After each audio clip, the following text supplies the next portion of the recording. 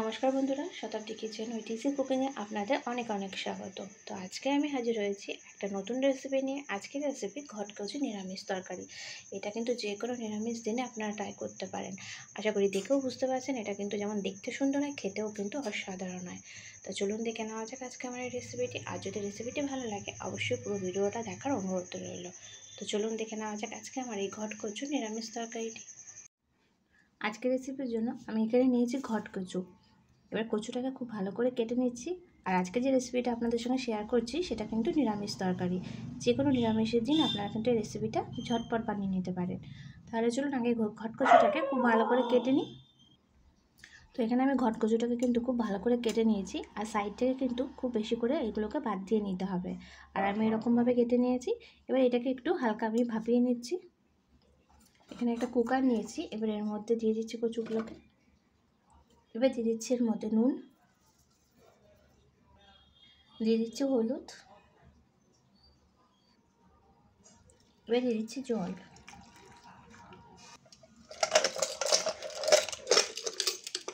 এবার কুকারে একটা সিটি খাইয়ে নেব।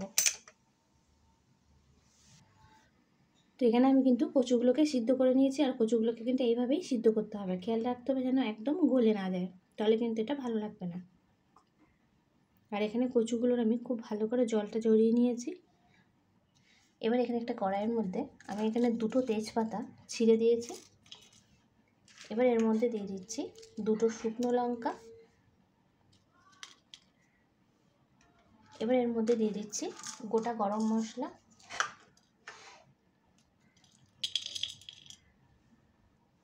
দিয়ে দিচ্ছি গোটা ধনে, দিয়ে দিচ্ছি গোটা জিরে। এবার এই মশলাগুলোকে গ্যাসের ফ্লেমটা লো করে শুধু একটু গরম করে নিতে হবে। খেয়াল রাখতে হবে মশলাটা যেন পুড়ে না যায়, তাহলে কিন্তু মশলাটা পুরো তেতো হয়ে যাবে। গ্যাসের ফ্লেমটা লো করে আমি মশলাটাকে একটু গরম করে নিচ্ছি। আমি এখানে মশলাটা খুব ভালো করে ঠান্ডা করে নিয়েছি। আর দেখুন মশলাটা কিন্তু এরকম করেই ভাজতে হবে, এতে পুড়ে না যায়। এবারে মিক্সি জারের মধ্যে মশলাগুলো আমি সব দিয়ে দিচ্ছি।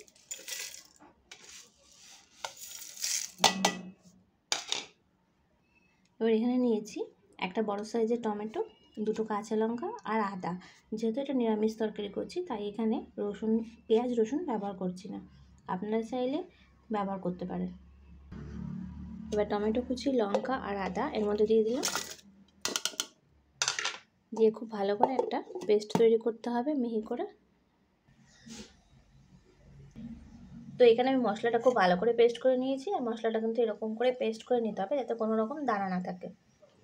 তো এখানে আমি কড়াইয়ের মধ্যে তেল দিয়ে তেলটা গরম করে নিয়েছি। এবার এর মধ্যে দিয়ে দিচ্ছি ফোড়নে গোটা জিরে। জিরেটা একটু পোড়া হতে দেবো। এবার এই মশলাটার মধ্যে দিয়ে দিচ্ছি এখানে হলুদ গুঁড়ো। তো এখানে জিরেটা পুড়ে গেছে। এবার এর মধ্যে সেদ্ধ করা কচুগুলো দিয়ে দিচ্ছি।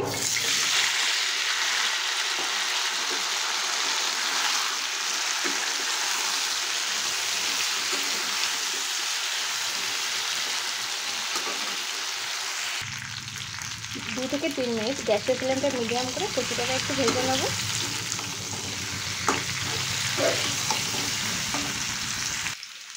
কচুটা এরকম একটু লাল লাল করে ভেজে নেওয়ার পর এর মধ্যে আমি পেস্ট করা মশলাটা দিয়ে দিচ্ছি।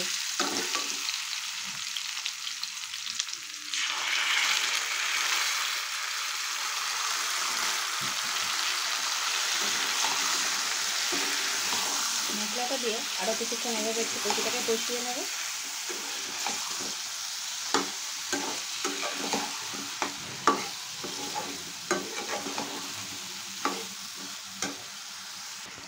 গ্যাসের ফ্লেমটা লো করে এইভাবে আমি একটু কষিয়ে নিচ্ছি। কিছুক্ষণ কষিয়ে নেওয়ার পর এর মধ্যে দিয়ে দিচ্ছি আমি নুন। নুনটা দেওয়ার একটা খেয়াল রাখবেন, যেহেতু কচুটা সিদ্ধ করার সময় আমরা নুন দিয়েছিলাম। আর এবার দিয়ে দিচ্ছি চিনি। এবার আবারও খানিকক্ষণ ভালো করে একটু মিশিয়ে নেব।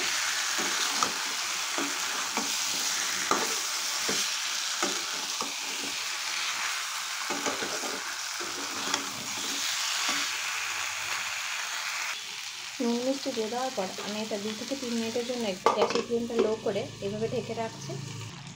এইভাবে ফুটিয়ে 2-3 মিনিট ফুটিয়ে নামিয়ে নিলে কিন্তু আজকের ঘটকচু নিরামিষ তরকারিটা কিন্তু আমার রেডি হয়ে যাবে।